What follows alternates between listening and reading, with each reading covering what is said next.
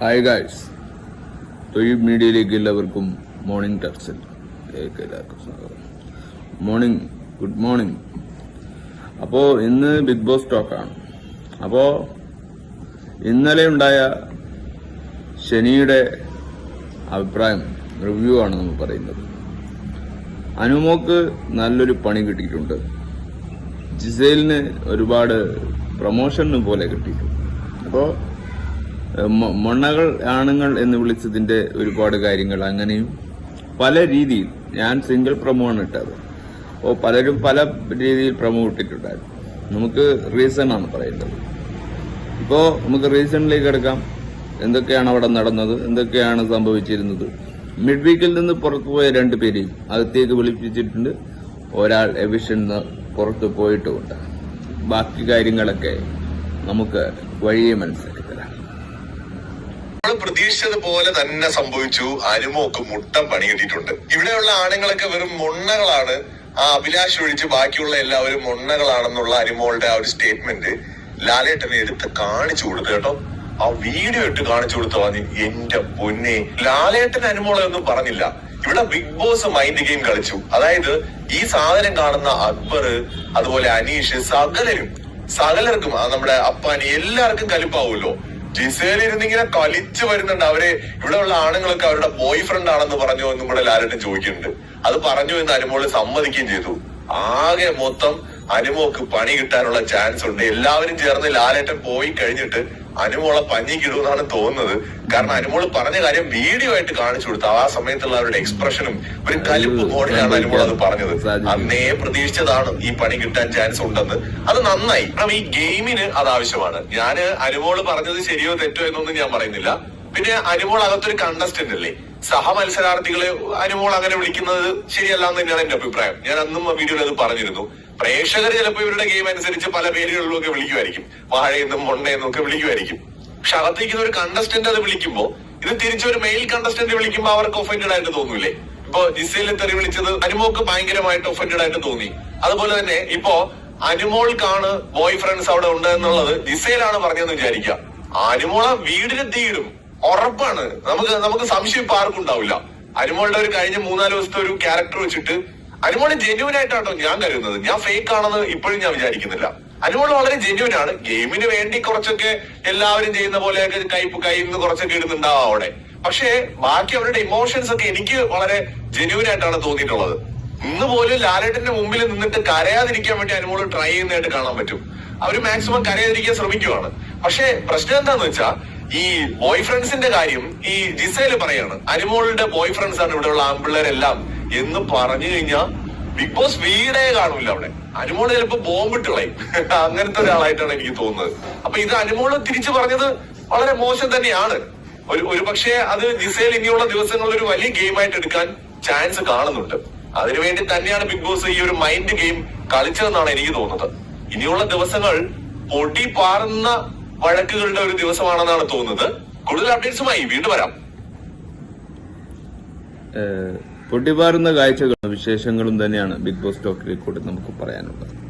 അതായത് അനുമോള് പറഞ്ഞ കാര്യങ്ങൾ അണാംവിട തെറ്റാതെ ലാലേട്ടനും ബിഗ് ബോസും പറഞ്ഞു എന്നതാണ്. അതാണ് വലിയൊരു കാര്യം. കാരണം നല്ല രീതിയിൽ പണി കൊടുത്തു എന്ന് തന്നെ അല്ലാണ്ട് നമുക്കൊന്നും പറയാൻ കഴിയില്ല. എല്ലാവർക്കും മൊണ്ണകൾ എന്ന പേരിൽ പക്ഷേ പ്രേക്ഷകർ പറയേണ്ടതെന്ന് പറയുന്നത്. പക്ഷെ ഒരു കണ്ടസ്റ്റൻസ് മറ്റൊരു ആണുങ്ങളെ പറയുന്ന രീതിയാണെന്നാണ് എനിക്ക് തോന്നിയത്. അപ്പോ അങ്ങനെയൊക്കെ സംഭവിച്ചു. ലാലേട്ടൻ വന്നു, ഇത്തരത്തിലുള്ള കാര്യങ്ങളൊക്കെ സംസാരിച്ചു. അപ്പോ ഒരു ഗെയിം ആവുമ്പോ സ്ട്രാറ്റജിക്കൽ അങ്ങോട്ടും ഇങ്ങോട്ടും പല കാര്യങ്ങളിൽ നമുക്ക് വാക്ക് വ്യത്യാസങ്ങളുണ്ടാവും. അങ്ങനെ ഒരുപാട് പേർ. അപ്പോ എന്തെല്ലാം നടക്കുമോ അതൊക്കെ ഇന്നലെ നടന്നിട്ടുണ്ട്. ബിൻസി എന്ന് പറഞ്ഞ വ്യക്തി പുറത്തുപോയ കാര്യങ്ങൾ നമുക്ക് നോക്കാം. Bigg Boss Malayalam season 7 Binsy Bigg Boss വീട്ടിൽ നിന്ന് പുറത്തായിരിക്കുകയാണ്. വല്ലാത്തൊരു എവിക്ഷൻ ആണ്. വളരെ പെട്ടെന്നായിരുന്നു ഈ ഒരു എവിക്ഷൻ. ലാലേട്ടൻ പെട്ടെന്ന് തന്നെ ആ ഒരു ബിൻസി എവിക്റ്റഡ് എന്ന് പറയുന്ന ആ ഒരു കാർഡ് എടുത്ത് കാണിക്കുന്നു. ബിൻസി ലാലേട്ടന്റെ അടുത്തേക്ക് പോകുന്നു. അതാണ് സംഭവിച്ചത്. എന്താ പറയാ, ബിൻസിക്ക് കുറച്ചും കൂടെ അവിടെ നിൽക്കാൻ പറ്റുമായിരുന്നു. നല്ല കഴിവുണ്ടായിരുന്നു, സംസാരിക്കാൻ പറ്റുമായിരുന്നു. പക്ഷേ അത് വേണ്ട വിധത്തിൽ അവിടെ ഉപയോഗിച്ചില്ല എന്നുള്ളത് ഒരു സത്യമാണ്. ബിഗ് ബോസിനകത്ത് എപ്പോഴും നമ്മൾ എല്ലാ ഈ ബിഗ് ബോസ് റിലേറ്റഡ് ആയിട്ടുള്ള കോntentകൾ ക്രിയേറ്റ് ചെയ്യുന്ന ആൾക്കാരും പറയുന്ന ഒരു കാര്യമുണ്ട്. അതായത് ഓരോ നിമിഷവും വിലപ്പെട്ടതാണ് ബിഗ് ബോസിനകത്ത്. കണ്ടസ്റ്റൻസ് അത് മനസ്സിലാക്കാതെ പോകുന്നത് വളരെ വലിയ കഷ്ടമാണ്. ബിൻസിയൊക്കെ പോലെ നന്നായിട്ട് ടാലന്റ് ഉള്ള ഒരാള് അതിന്റെ 10-1 പോലും അവിടെ കാണിക്കുന്നതിന് മുമ്പ് പുറത്തു പോകുന്നു എന്നുള്ളത് ബിഗ് ബോസിനെ ഇഷ്ടപ്പെടുന്ന പ്രേക്ഷകരെ സംബന്ധിച്ചിടത്തോളം വലിയ നഷ്ടമാണ്. കാരണം അവർക്ക് ഒരുപാട് ഈ ഷോയ്ക്ക് വേണ്ടിയിട്ട് കൊടുക്കാൻ പറ്റുമായിരുന്നു കോണ്ടന്റുകൾ. പക്ഷെ അതിന്റെ ഒരു വാല്യൂ മനസ്സിലാക്കാത്തത് കൊണ്ടോ അല്ലെങ്കിൽ അവിടെ കയറിയിട്ട് പിന്നെ പറ്റാഞ്ഞിട്ടാണോ നമുക്ക് അറിയില്ല. പക്ഷെ വേണ്ട ഒരു ഗെയിം, നല്ലൊരു ഗെയിം നമുക്ക് ബിൻസിയുടെ അടുത്തുനിന്ന് അവിടെ നിന്ന് കിട്ടിയില്ല എന്ന്. ബിൻസി എന്ന് പറഞ്ഞ ഒരു ഗെയിം, ഒരു കണ്ടസ്റ്റൻസ്, നല്ലൊരു ആർജെ, ആ ഒരു വൈബിൽ തന്നെ നല്ല പിടിച്ചു നിന്നിരുന്നുണ്ട്. ബിൻസി പുറത്തു പോകില്ലായിരുന്നു എന്നതാണ് നമുക്ക് അറിയാൻ കഴിയുന്നത്. അപ്പോ വലിയൊരു നിരാശയേക്കാൾ വലിയൊരു നമുക്ക് നിരാശ അല്ല, ഒരു നല്ല കണ്ടസ്റ്റൻസ് പോകുമ്പോൾ അവർക്കത് ഒരു ചാൻസ് നഷ്ടപ്പെടുകയാണ്. അപ്പോൾ രണ്ടുപേരകത്ത് വരുമ്പോൾ ഒരാൾ പുറത്തു പോകും. ഓട്ടോയിലാണ് അവരെ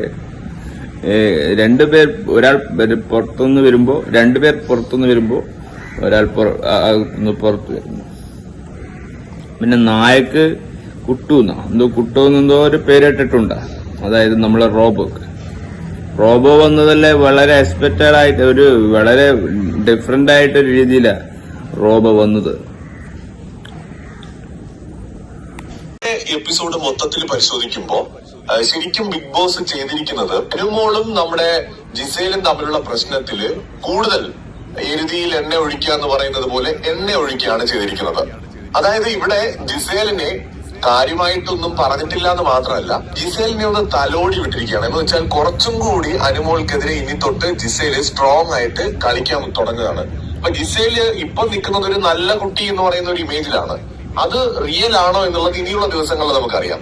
എന്തായാലും ജിസേല് കുറച്ചും കൂടെ സ്ട്രോങ് ആയിട്ട് ഇനി കളിക്കും. അനുമോളെ ടാർഗറ്റ് ചെയ്ത് മറ്റുള്ളവർ കളിക്കുന്നതിനെ പ്രോത്സാഹിപ്പിക്കുന്ന പോലെ തന്നെയാണ് എനിക്ക് തോന്നുന്നത്. അതുകൊണ്ടാണ് അനുമോള് പറഞ്ഞ കാര്യങ്ങൾ വീഡിയോ ഇട്ടൊക്കെ കാണിച്ചു കൊടുത്തത്. ജിസേലിനെ ഭയങ്കരമായിട്ട് എവിടെയും കുറ്റപ്പെടുത്താതിരിക്കാൻ പ്രത്യേകം ശ്രദ്ധിച്ചിട്ടുമുണ്ട്. ജിസേൽ ഇത്രയും വലിയ നിയമലംഘനങ്ങൾ നടത്തിയിട്ടും അതിന് ആ ഗൗരവത്തിലുള്ള ഒരു മറുപടി കൊടുത്തില്ല. അതില് പേഴ്സണലി നിരാശനാണ്. കാരണം വളരെ സ്ട്രോങ് ആയിട്ടുള്ള ഒരു വാണിംഗ് കൊടുക്കേണ്ടത് തന്നെയായിരുന്നു. കാരണം ബിഗ് ബോസ് വരെ ഷോ നിർത്തിവെക്കുന്നു എന്നൊക്കെ പറഞ്ഞ് വലിയൊരു കോലാഹലം ഉണ്ടായതാണ്. ആ സ്ഥിതിക്ക് ആ ഒരു ഗൗരവം ആ വിഷയത്തിൽ വീക്കെൻഡ് എപ്പിസോഡിൽ കാണിക്കാമായിരുന്നു. അത്രയും വരെയൊക്കെ നിർത്തിവെക്കുന്നു എന്നൊക്കെ പറഞ്ഞ് ഒരു വലിയ സീനൊക്കെ ആക്കിയ സ്ഥിതിക്ക് അതിന്റെ ഒരു ഗൗരവം എന്ന നിലയ്ക്ക് ആ ഒരു പെർട്ടിക്കുലർ ടോപ്പിക്കിൽ പിടിച്ചിട്ടെങ്കിലും ഒരു വാണിങ്ങോ ഒരു സ്ട്രോങ് ആയിട്ടുള്ള ഒരു നല്ല ഡയലോഗോ എങ്കിലും ഒന്ന് അടിക്കാമായിരുന്നു എന്ന് എനിക്ക് തോന്നി. അത് മാത്രമേ ഉള്ളൂ. ബാക്കി ബിഗ് ബോസിന്റെ ഗെയിം കൊള്ളാം. അതായത് അനുമോൾ ജിസേൽ ടോപ്പിക്കും അതിനെ ചുറ്റിപ്പറ്റി ഈ ബാക്കിയുള്ള മെയിൽ കണ്ടസ്റ്റൻസിന് കൊടുത്ത ഹിന്റ്, അനുമോൾ ഇങ്ങനെയൊക്കെ പറഞ്ഞിട്ടുണ്ട് എന്ന് പറഞ്ഞു കൊടുത്ത ഒരു ഹിന്റ്, ഗെയിമിന്റെ പെർസ്പെക്റ്റീവിൽ അതൊരു നല്ല സ്ട്രാറ്റജിയാണ് ബിഗ് ബോസിന്റെ കാഴ്ചപ്പാടിൽ. കാരണം ജെന്യുവിൻ കോണ്ടന്റ് ആണ് അവിടെ ക്രിയേറ്റ് ചെയ്യപ്പെടുന്നത്. ഞാൻ നേരത്തെ വൈകുന്നേരം ഇട്ടൊരു വീഡിയോ പറഞ്ഞു, ബിഗ് ബോസ് ചിലപ്പോൾ ആ ഒരു കേസ് ഇഗ്നോർ ചെയ്തിട്ട് അതിനെ കത്തിച്ചു വിടാൻ ചാൻസ് ഉണ്ടെന്ന് പറഞ്ഞു. കാരണം ബിഗ് ബോസിന് കിട്ടിയ ഒരു ജെന്യുവിൻ ടോപ്പിക്കാണ്. മറ്റുള്ള പലരും അവിടെ നാടകം കളിക്കുകയാണ്. എന്നാൽ ഈ ജിസേൽ അനുമോൾ ഇഷ്യൂ അവിടെ വെച്ച് നാച്ചുറലായി രൂപപ്പെട്ടതും സിൻസിയർ ആയിട്ടും ജെന്യുവിൻ ആയിട്ടുള്ള ഒരു ടോപ്പിക്കാണ്. രണ്ടുപേർക്കും അങ്ങോട്ടും ഇങ്ങോട്ടും തോന്നിയ ശത്രുത അത് റിയൽ ആണ്. അത് ഗെയിമിന് വേണ്ടിയുള്ള ഫേക്ക് ശത്രുതയല്ല. അപ്പൊ അതിനെ ബിഗ് ബോസ് പ്രോത്സാഹിപ്പിക്കുന്നു എന്നുള്ളതാണ് മനസ്സിലാക്കാൻ കഴിയുന്നത്. ആ കാരണം കൊണ്ട് ജിസേൽ രക്ഷപ്പെട്ടു പോയി. ഇല്ലായിരുന്നുവെങ്കിൽ ജിസേലിന്റെ ആ ഒരു വിഷയം സീരിയസ് ആയിട്ട് ബിഗ് ബോസ് എടുക്കുമായിരുന്നു. അപ്പൊ ബിഗ് ബോസ് ഇപ്പൊ ശ്രമിച്ചിരിക്കുന്നത് ജിസേല് വലിയ കുഴപ്പമില്ല എന്നുള്ള ഒരു ഇമേജ് ആണ് ജിസേലിന് കൊടുത്തിരിക്കുന്നത്. അപ്പോ മിക്കവാറും എപ്പിസോഡിന്റെ ഷൂട്ട് കഴിയുമ്പോൾ അടി പൊട്ടിയിട്ടുണ്ടാവും ബിഗ് ബോസ് വീട്ടില്.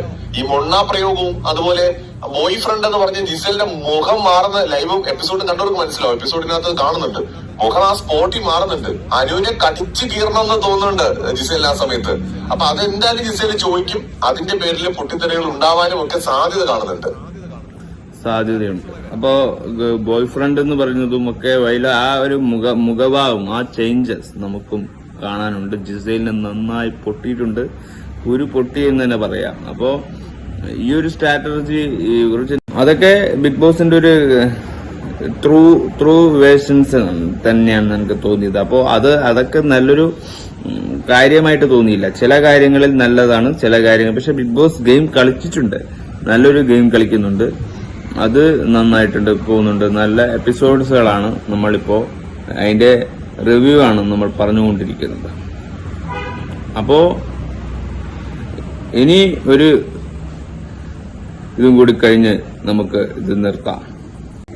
ലാലേട്ടൻ ഇന്നത്തെ എപ്പിസോഡും കൂടെ കഴിഞ്ഞു പോയതിനു ശേഷം അനുമോൾക്ക് എന്താണ് സംഭവിക്കാൻ പോകുന്നതെന്ന് നമുക്ക് അറിയില്ല. ജിസേല് മിക്കവാറും അനുമോളെ ഫ്രൈ ആക്കാനുള്ള എല്ലാ സാധ്യതയും കാണുന്നുണ്ട്. കാരണം ഇന്നലെ എല്ലാ ജിസേലും ചിലപ്പോൾ ക്ഷമിക്കും. ഈ ആണുങ്ങളായിട്ടുള്ള കണ്ടസ്റ്റൻസിനെ മൊണ്ണകൾ എന്നൊക്കെ വിളിച്ചതൊക്കെ പോട്ടെ, അവളുടെ പുറകെ നടക്കുന്നെന്ന് പറഞ്ഞതൊക്കെ പോട്ടെ, പക്ഷെ ബോയ് ഫ്രണ്ട്സ് ആണെന്ന് പറഞ്ഞു. അപ്പോ ഇതിലെ കോമഡി എന്താന്ന് വെച്ചാൽ നമ്മുടെ അനുമോള് തന്നെ പറയുന്നുണ്ട്, അല്ല ലാലേട്ട ഫ്രണ്ട്സ് അല്ല ബോയ് ഫ്രണ്ട് എന്നല്ലേ പറഞ്ഞത് എന്ന് ലാലേട്ടൻ അവിടെ തിരുത്തുന്നുണ്ട്. അപ്പോ അവിടെ അനുമോള് സമ്മതിക്കുന്നുണ്ട്, ആ ലാലേട്ട ഞാൻ പറഞ്ഞു എന്ന് സമ്മതിക്കുന്നുണ്ട്. ഈ സമയത്ത് ജിസേൽ അനുമോളെ നോക്കുന്നുണ്ട്. ആ പറഞ്ഞത് ശരിയാണോ എന്ന് ചോദിച്ചാൽ ശരിയല്ല. അനുമോള് പറഞ്ഞുകൊണ്ട് അത് ശരിയാവുന്നൊന്നുമില്ല. അതെങ്ങനെയാണ് ശരിയാവുക, അല്ലെ? അപ്പൊ അതിന് ഉപ്പ് തിന്നാൽ വെള്ളം കുടിക്കും എന്ന് പറയുന്നത് പോലെ മിക്കവാറും എല്ലാവരും കൂടെ അനുമോളെ ഫ്രൈ ആക്കാനുള്ള എല്ലാ സാധ്യതയുണ്ട്. ബട്ട് അനുമോൾ അത് ഡിസർവ് ചെയ്യുന്നുണ്ട്. ബാക്കിയൊക്കെ ഓക്കെയാണ്. പക്ഷെ അനുമോൾ പറഞ്ഞ പോലെ പലരും അവിടെ ജിസേലിനെ പ്യുവർ സോൾ ആക്കുന്നു. കുറെ പേര് മറ്റേ നമ്മുടെ മദർ തെരേസയുടെ പുനർജന്മമൊക്കെ പോലെ എന്തോ സവിശേഷമായ കഴിവുകളൊക്കെ ഉള്ള ഒരു വിചിത്രയായ സ്ത്രീയായിട്ടൊക്കെ മാറ്റുന്നു. സാധാരണ ഒരു സ്ത്രീയെ പോലെ എനിക്ക് തോന്നിയുള്ളൂ. പക്ഷെ അവിടെയുള്ള ചിലർക്ക് എന്തുകൊണ്ട് അങ്ങനെ തോന്നുന്നു എന്നുള്ളത് തന്നെയാണ് നമ്മുടെയൊക്കെ മനസ്സിലെ ഒരു ക്വസ്റ്റ്യൻ. അത് തന്നെയായിരിക്കും അനുമോളും ചോദിച്ചത്. പക്ഷെ അതിന് ഇമാതിരി അപരാധം പറഞ്ഞുണ്ടാക്കേണ്ട കാര്യമില്ല. ബാക്കിയുള്ള ആണുങ്ങളൊക്കെ ബോയ് ഫ്രണ്ട് ഒക്കെ ആണെന്ന് പറയുന്നത് വളരെ ചീപ്പാണ്. അതിലെന്തായാലും കുറച്ച് വെള്ളം കുടിക്കട്ടെ. ബോയ് ഫ്രണ്ട് എന്ന് പറഞ്ഞ് അനുമോൾ ജിസേലിനെ പറഞ്ഞപ്പോ അത് അങ്ങനെ തോന്നുന്നില്ല. കാരണം ജിസേല് വേറെ ഒരു കൾച്ചറിൽ നിന്ന് വരുന്നെങ്കിലും മലയാളത്തിന്റെ തനിമ തന്നെയാണ്. പക്ഷെ നമ്മൾ ഒരിക്കലും ആ ഇമ്പോർട്ടൻസ് ഒന്നും കൊടുക്കണ്ട. പക്ഷെ വലിയൊരു പ്രാധാന്യം ജിസേലിനില്ല. പിന്നെ സാധാരണ രീതിയിൽ അവരുടേതായ സ്ട്രാറ്റജിക്കൽ അവർക്ക് മേക്കപ്പ് കാര്യങ്ങൾ അങ്ങനെയുള്ള ഇന്റർവ്യൂസിനോട് മാത്രമാണ് താല്പര്യം. ആ താല്പര്യം വെച്ചാണ് അവരൊക്കെ ഗെയിം കളിക്കുന്നത്. അത് കിട്ടാൻ വേണ്ടിയാണ് ഗെയിം കളിക്കുന്നത്. അത് ഓൾറെഡി അവരുടെ കയ്യിൽ നിന്ന് പോയി കഴിഞ്ഞു. ഇനി ഗെയിം നന്നാക്കി കളിക്കുക എന്നല്ലാതെ അവർക്ക് വേറെ വഴികളൊന്നുമില്ല. അപ്പൊ അങ്ങനെയുള്ള ഒരു സന്ദർഭങ്ങൾ ചിലപ്പോൾ ചീട്ട് കീറും. അപ്പോ ഇങ്ങനെ ടോർച്ചറായ കാര്യങ്ങൾ സംസാരിക്കുമ്പോൾ അവിടുന്നും കിട്ടും ഇവിടുന്നും കിട്ടും. അനുമോക്കും എന്തായാലും പണി ഉറപ്പാണ്. ഇത് ഏഴിന്റെ പണി എന്നാണല്ലോ ഈ ഷോയുടെ പേര്. പണി വരുമ്പോ എങ്ങനെ വരുമെന്ന് ഏത് വഴി വരുമെന്ന് നമുക്ക് തീർച്ചപ്പെടുത്താൻ കഴിയില്ല. അതുകൊണ്ട് എല്ലാം ഒരു എക്സ്ക്യൂസ് പറഞ്ഞുകൊണ്ട് നമുക്ക് ഈ ടോപ്പിക് അവസാനിപ്പിക്കുന്നത് നല്ലത്. കാരണം ബിഗ് ബോസിൽ ഇപ്പോ അവിടെ ഉണ്ടായിരുന്ന 2 പേർ തിരിച്ചു വന്നു. അതായത് ശാരികയും വന്നു, ഓണിയനും വന്നു. പോയത് ബിൻസിയാണ്. പിന്നെ അനീഷിന്റെ കാര്യമെല്ലാം കുറെ കാര്യങ്ങൾ പറഞ്ഞിട്ടുണ്ടായിരുന്നു. നമുക്ക് അതും കൂടി നോക്കാം. അനീഷിന്റെ ഗെയിമിലെ പോരായ്മകൾ ലാലേട്ടൻ വളരെ കൃത്യമായി ചൂണ്ടിക്കാണിച്ചിട്ടുണ്ട്. കഴിഞ്ഞ സീസണുകളുടെ സാബു, അഖിൽ മാരാർ തുടങ്ങിയ കണ്ടസ്റ്റൻസുകളെ ഉൾപ്പെടെ പേരെടുത്ത് പറഞ്ഞിട്ട് ബിഗ് ബോസ് ഒക്കെ ഇരുന്ന് കുത്തിയിരുന്ന് ലീവ് എടുത്തിരുന്ന് കണ്ടതല്ലേ.